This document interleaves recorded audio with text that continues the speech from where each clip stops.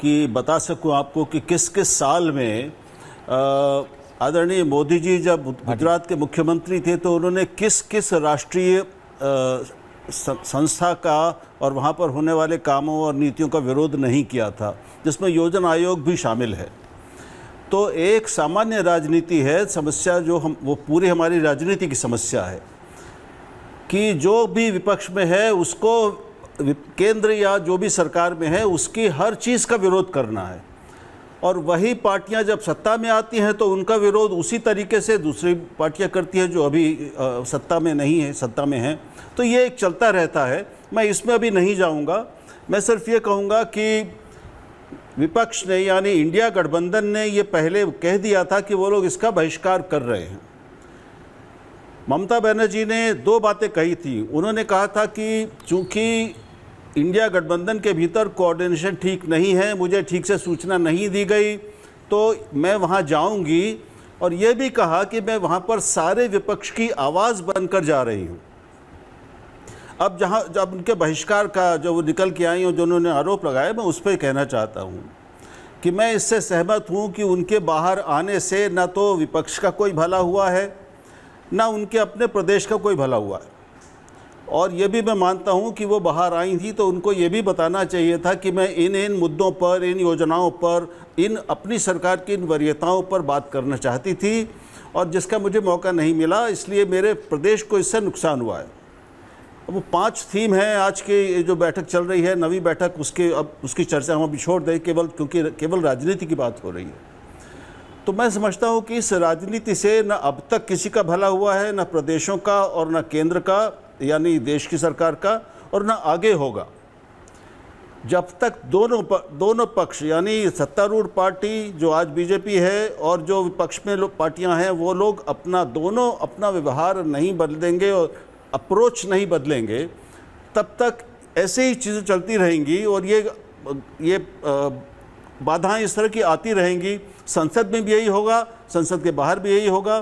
तो हर राष्ट्रीय महत्व की बैठक को, हर राष्ट्रीय महत्व की संस्था को अगर हम राजनीति का फुटबॉल बना देंगे, जो पहले किया है लोगों ने, ऐसा नहीं कि कोई पहले सब कुछ बहुत अच्छा था, ये सारी गड़बड़ियाँ आज ही हो रही हैं, तो फिर इससे कुल मिलाकर नुकसान सबको होगा। इसलिए मैं तो यही कहूँगा, मैं अभी किसी के पक्ष में कुछ नहीं कहूँगा, लेकिन विपक्षी बात समझ गया, लेकिन मुख्यमंत्रियों को जी वो आते ये ठीक, हाँ उनको भी आना चाहिए था। उनको जो भी कहना था, अगर उनके साथ इस बजट में अन्याय हुआ है जैसा कि सब आरोप लगा रहे हैं, तो वो अन्याय कैसे हुआ है, कितना होना चाहिए था, उनको क्या क्या और कैसे कितना मिलना चाहिए था जो नहीं मिला है, ये बात रखने का मौका उनके सामने था, ये बैठक में था, इसको वो रख सकते हैं। All the 3 politicians, Sudhanshu Trivedi ji BJP के, राजकुमार भाटी जी समाजवादी पार्टी के, प्रोफेसर नवल किशोर आरजेडी के। मैं आपसे पूछ रहा हूँ, राहुल देव जी ने कहा, सतीश के सिंह जी ने कहा कि पहले भी होता था। मैं कह रहा हूं पहले भी अगर गलत हुआ तो आप भी गलत करेंगे, ओनली 3 पीपल। मैं पहले आरजेडी के प्रवक्ता से पूछ रहा हूं, नवल किशोर जी, क्या पहले भी गलत हुआ तो आप भी गलत करेंगे? सिर्फ इसलिए क्योंकि बीजेपी कर रही है तो आप नीति आयोग की बैठक का भी आप विरोध करेंगे? खैर आपकी तो वहां पे सत्ता में नहीं है, लेकिन इंडिया अलायंस या INDIA या इंडी जैसे जो मर्जी बोलना है आपको, मेरा कहने का मतलब है जब तक जाएंगे नहीं, कम से कम दीदी गई तो। सुधांशु त्रिवेदी जी बोल रहे हैं ठीक है कौन कौन से इशू थे बताओ, लेकिन दीदी गई तो, ममता दीदी गई तो, जाके उन्होंने बोला कि मेरे को ये करना। आपके तो नेता गए ही नहीं, आपके अलायंस के लोग तो गए ही नहीं। That's the easy way out. Professor साहब नहीं ऐश्वर्य जी, देखिए सबसे महत्वपूर्ण बात क्या है, जो सुधांशु त्रिवेदी ने खुद ही बोला कि बिहार अभी बीमारू राज्य से बाहर नहीं निकल पाया। लगातार नीति आयोग के बैठक में जाते रहे हूं, उसके बावजूद भी लगभग 20 साल तक शासन करने के बाद बिहार को, जो अभी गुजरात मॉडल की बात कर रहे थे, बिहार को उन्होंने क्या बनाया? बेरोजगार प्रदेश बनाया। बिहार को उन्होंने क्या बनाया? पलायन प्रदेश बनाया। बिहार को उन्होंने क्या बनाया? मजदूर फैक्ट्री बनाया। बिहार में कोई निवेश नहीं हुआ पिछले 20 साल में। नीति आयोग ने खुद अपने रिपोर्ट में कई बार कहा कि बिहार जो है वो फिसडी राज्य है और एनडीए की सरकार वहां पर थी। क्या किया गया, क्या और कहां गलती हुई, वो सब कुछ सबको मालूम है। देखिए बिहार के लिए जो सबसे जरूरी चीज थी बजट में कि कम से कम बिहार के जरूरतों को, जो कि खुद सुधांशु जी मान रहे हैं कि अभी भी बीमारू राज्य से बाहर नहीं निकला है और बीमारू राज्य में रहने के साथ साथ और सब समस्याओं से जूझ रहा है, उसका कारण केवल बाढ़ नहीं है, कारण वहां पे बहुत सारे हैं। वहां पे जो चीनी मिल है वो अभी वो नहीं है। जो वहां पे जो हर डिस्ट्रिक्ट में जो एक व्यापारिक केंद्र बन सकता है, चाहे फल का हो चाहे सब्जी का हो, उसके लिए कोई व्यवस्था नहीं है। और ये संसाधन की कमियां 2000 जब बंटवारा हुआ तब से हुआ। और जो विशेष राज्य का दर्जा और विशेष पैकेज की बात हम लोग कह रहे हैं और हमारे माननीय नेता कह रहे हैं, वो जरूरी है बिहार को बीमारू राज्य से निकालने के लिए। इस बात पर अगर डबल इंजन की सरकार, जिसके बाद सुधांशु जी हैं, अभी तक उस पर विचार नहीं कर रहे हैं, केवल झूठ बोलते आ रहे हैं और झूठी वादा करते आ रहे हैं। जैसा कि प्रधानमंत्री आरा के मैं एक मीटिंग में कहा गया कि 1,25,000 करोड़ बिहार को देंगे, पता नहीं क्या हुआ।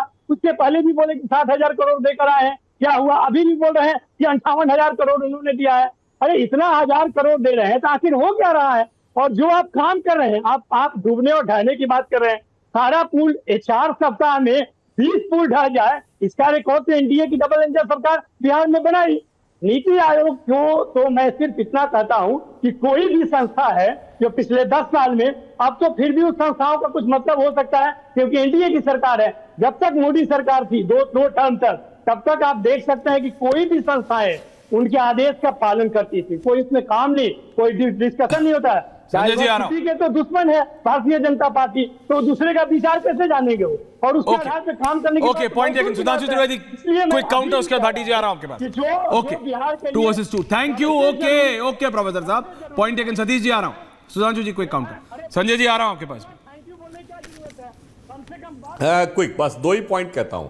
नवल किशोर जी ने कहा कि बिहार में कोई के लिए कुछ नहीं किया गया। देखिए, ऐसा आप विचित्र उदाहरण नहीं देखेंगे कि दिल्ली में प्रदर्शन कर रही है कांग्रेस पार्टी कि बिहार को बहुत कुछ दे दिया गया। खड़गे जी ने फ्लोर ऑफ द हाउस पे बोला कि पकौड़े और जलेबी दोनों दे दिए गए, और राबड़ी देवी जी ये कह रही हैं कि झुंझुना दे दिया गया। अभी तो समझ ही में नहीं आ रहा हुआ क्या है भैया। पटना सही है, दिल्ली सही है। जिसे याद है, आपके लालू प्रसाद यादव जी का एक बड़ा फेमस डायलॉग होता था, बहुत पॉलिटिक्स है, बहुत पॉलिटिक्स है। मुझे तो वही नजर आ रहा है, बहुत पॉलिटिक्स है। अरे भैया, दिल्ली सही है कि पटना सही है या दोनों सही है? लगता कंफ्यूजिया गए हैं पॉलिटिक्स में कि हमें क्या बोलना है क्या नहीं बोलना है। मतलब लालू जी सही बोल रहे हैं कि सतीश जी आ रहा हूं। सतीश जी को लेंगे या दोनों ही गलत बोल रहे हैं। बीच में नहीं प्रोफेसर साहब, बीच में नहीं। एक लाइन में मैं प्रोफेसर नवल किशोर प्लीज बीच में। विशेष पैकेज की बात नवल किशोर जी कह रहे थे, एक वाक्य और कह दूं। बोलिए। नवल किशोर जी, एक बात कह दूं, विशेष पैकेज तो छोड़िए, जो विशेष अपशब्द बोले गए बिहार के लिए, कम से कम उस पर चूं तो बोला होता। तमिलनाडु के मंत्री ने क्या शब्द बोला? हम किसी काम को छोटा बड़ा नहीं मानते। उसने कहा बिहार वाले यहां एक पर्टिकुलर काम करने के लिए आते हैं, हमारे यहां ये काम करने के लिए आते हैं, और आपके मुंह से चू नहीं निकली। तेलंगाना के व्यक्ति ने क्या बोला बिहार के लिए? मंत्री ने बोला कि बिहार वाले हमारे यहां ये करने के लिए आते हैं। अरे भाई, विशेष पैकेज और विशेष अपशब्द पर एक शब्द तो बोला होता। मगर क्या बताएं कि सुबह तक शाम की नजरों से उतर जाते हैं, इस कदर समझौतों पे जीते हैं कि जमीर ही मर जाते हैं। सतीश के सिंह जी क्विकली बोलना चाहे, भाटी जी आ रहा हूं आपके पास। सतीश के सिंह जी क्विकली। जी सतीश जी। देखिए, संजय जी आ रहा हूं उसके बाद। सुधांशु जी इतने अच्छे वक्ता हैं। सुधांशु जी इतने अच्छे वक्ता हैं कि उनके जाल में, माया जाल में बहुत सारे फंस जाते हैं। लेकिन सुधांशु जी ने ये नहीं बताया कि कोसी में 10 साल लगातार बाढ़ आया, तब वो पैसा कहां था। अभी अचानक से कौन सा सूखा आया कि आप सूखे, मतलब बाढ़ आने से पहले ही आप उनको पैसा दे रहे बिहार को? इसका मतलब समझ में नहीं आया। तो भाई, और आप बताइए ना, ये इन्हीं पार्टियों को मोदी, ये क्या नाम है इनका, नीतीश जी, क्या क्या नहीं बोलते थे इनके बारे में, और ये लोग सर वो तो क्या, वो तो सुधांशु जी, बाढ़, वो तो ऐसी चीज है कि अभी जब उन्होंने विधानसभा में महिला विरोधी बयान दिया था तो किसने क्या नहीं बोला था। वो तो फिर ऐसा पेंडोरास बॉक्स शुरू हो जाएगा कि किसने किसके बारे में नहीं बोला। भाटी जी को प्लीज रखिए। सुधांशु जी, अब बोलना चाह रहा, भाटी जी के पास में नहीं पा रहा हूं कि ये सुनिए। हाँ बोलिए। सुनिए, ये अवसरवादी पॉलिटिक्स है, अवसरवादी है, अवसरवादी कह रहे हैं आप। Okay Sudhanshu ji, quick counter, फिर भाटी जी बोले नहीं है। संजय जी आ रहा हूं, I can see your hand. Sanjay ji, हम कमिंग टू यू। बोलिए। सतीश जी, आप बहुत वरिष्ठ पत्रकार हैं। 29 साल में 26 साल नीतीश कुमार हमारे साथ रहे हैं। 95 में हमारा गठबंधन हुआ था। और जो आप वाक्य कोट कर रहे हैं वो तो तब है जब हम एक दूसरे के विरोध में थे। मैंने तो साथ में रहते हुए कोट किए हैं। डीएमके ने बिहार वालों के लिए बोला। और अभी सुन लीजिए,